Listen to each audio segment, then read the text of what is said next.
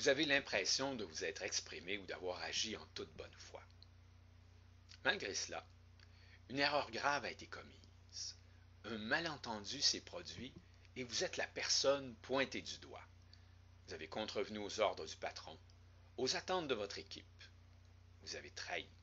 On vous qualifie de traître. On vient donc de vous censurer, de vous mettre au banc ou sur le banc de l'équipe, de vous expulser du caucus si vous êtes député ou ministre, de vous suspendre, de vous menacer de congédiement.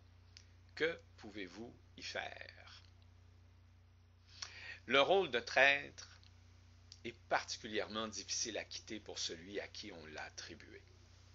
Celui qui est dans cette posture devra plus souvent qu'autrement changer de milieu, d'emploi, poursuivre le récit de sa vie dont il est le héros déchu, et exercer un nouveau rôle, celui d'allié dans la vie des nouvelles personnes qui l'entoureront.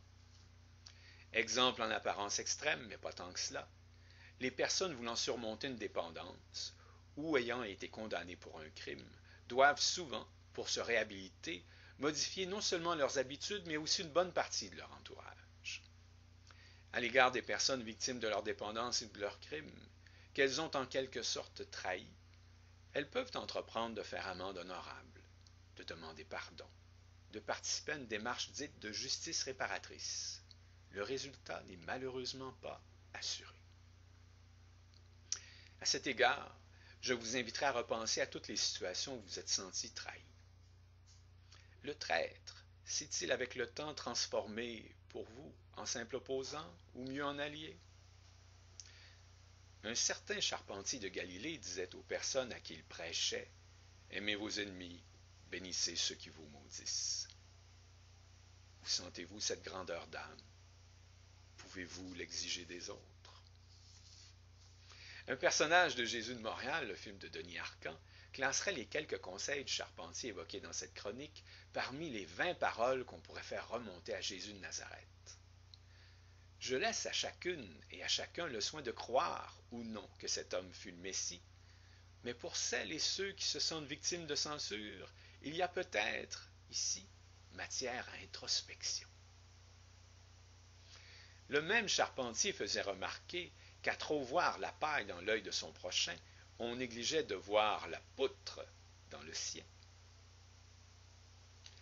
Nous nous sentons exclus, boudés par des collègues qui ne sont pas très solidaires devant les remontrances que nous adresse le patron, ou qui attendent patiemment et en silence notre départ vers de nouveaux défis. Ne sont-ce pas eux les traîtres? Avons-nous toujours été solidaires de nos collègues devant une autorité abusive? Avons-nous contribué positivement à un dialogue constructif? Ou avons-nous tenu la dragée haute? Ou pire, censuré nous-mêmes les propos de nos collègues, de nos étudiants, de nos interlocuteurs, que nous ne trouvions pas assez éclairés? N'avons-nous jamais eu de jeunes dents bien longues à l'égard de collègues dont nous souhaitions la retraite? Par expérience, parfois triste, je dirais que la censure est rarement un sens unique.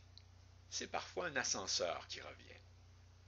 Et plus nous aurons été un censeur constant des actes et des paroles, plus notre erreur, notre contravention aux règles ou aux attentes sera l'objet de censure. Molière nous l'a bien suggéré. Les Tartuffes se font souvent prendre à leur propre jeu. Les misanthropes finissent souvent seuls, voire isolés. Quant aux pharisiens des temps bibliques, drapés dans leur vertu, le Charpentier ne les épargnait pas de son ironie. Si la situation dans laquelle vous vous retrouvez est irrémédiable, je vous suggère de demander pardon en faisant preuve d'humilité. Vous avez minimalement commis une erreur ou déçu. Bienheureux les uns. Si la situation est irrémédiable, changez d'emploi. Prenez votre retraite. Partez. Get a new life. Peu importe. Pour la suite des choses, je vous suggère de vous rappeler qu'être le traître de quelqu'un est le pire rôle qui soit, et que censurer quelqu'un est lui attribuer le rôle du traître. Autre qu'il faille éviter de faire à autrui ce que l'on ne voudrait pas, ou plus qu'on nous fasse. Je vous inviterai à méditer cet ultime conseil du Charpentier de Galilée. que celui qui n'a jamais péché lance la première pierre.